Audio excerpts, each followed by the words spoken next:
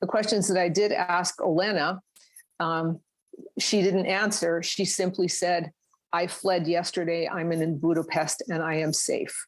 So I think there's fear at every single level of, any kind of communication. As Ruby Swanson checks in with Ukrainian friends fleeing war, recognizing an added layer of fear they face. The Edmonton author has connections with activists fighting for LGBTQI+ rights, having visited the country in 2019 for Kyiv Pride to share the Ukrainian translation of her book.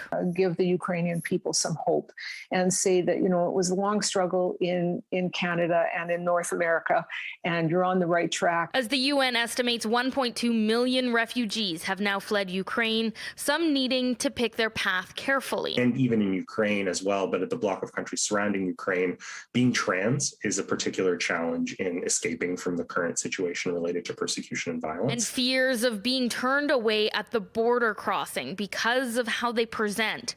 Rainbow Railroad helps those fleeing state-sponsored violence relating to sexual or gender identity, reminding LGBTQI+ persecution exists in a majority of countries worldwide. These crises compound.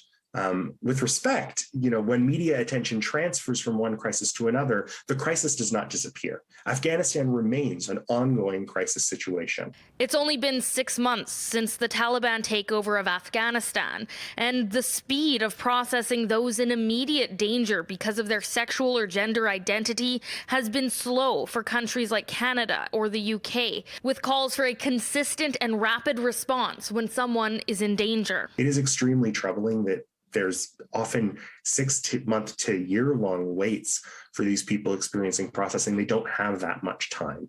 And so emergency and expedited processing time would be critical. As Ukrainian refugees add to a global refugee crisis, for those who have been fighting for LGBTQ rights in Ukraine, their next goal was marriage equality, and now they're simply fighting for safety and for their land to even continue to exist. And for Ruby Swanson's friend, who runs a group for parents of LGBTQ children, not giving up. To take a short break before she goes back and continues her work. In Edmonton, Carly Robinson, City News.